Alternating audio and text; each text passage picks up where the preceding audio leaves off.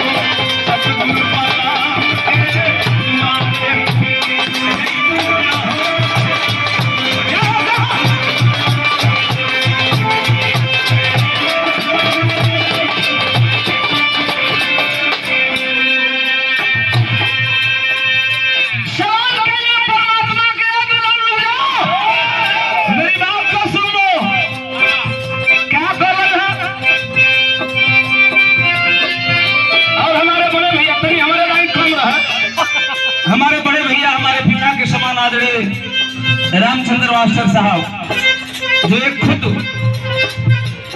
महात्मा है आपके द्वारा ये पुरस्कार आया सदर जय भीम नमः बुद्धाय करता हूँ दूर से बैठे जयबू न हो जयबू न हो सतगुरु बलाम के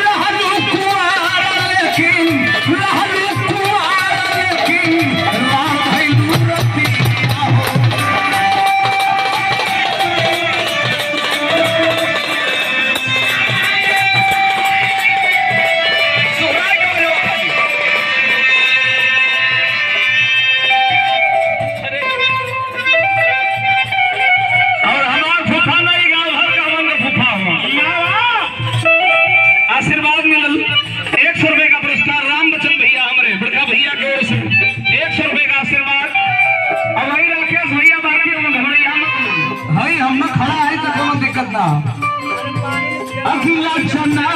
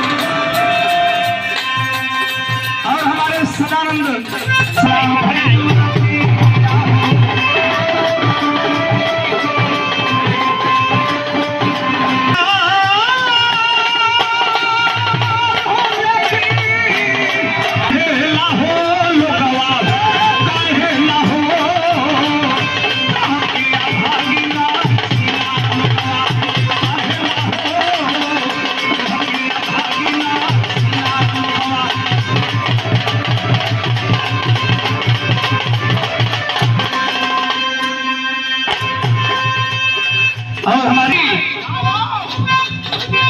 कोई नारी कोई आने, कोई नारी कोई आने, लल्लू तू डालू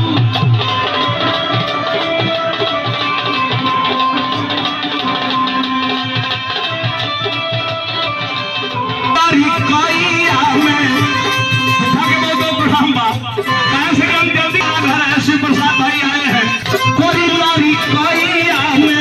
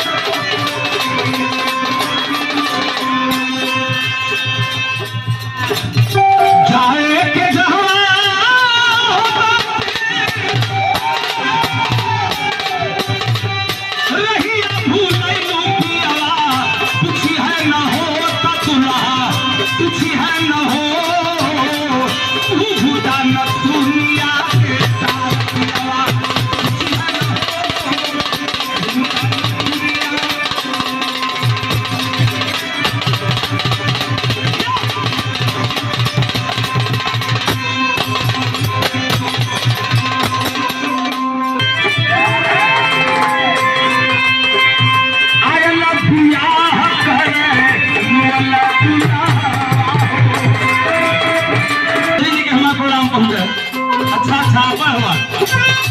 और ये मेरा भतीजा है रामू भाई, इहो गावत है, एहू का कैसेट मार्केट में आई है विक्की कुमार। सब्सक्राइब करिए आप लोग इनके चैनल के। आय अल्लाह पिया करे, आय अल्लाह पिया करे,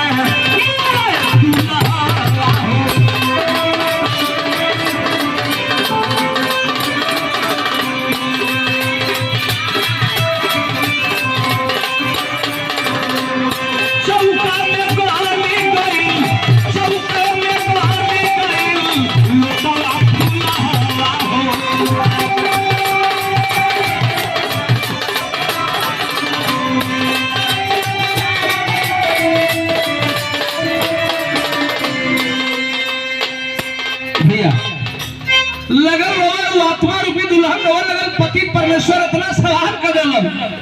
एक लाइन कहलस की कहले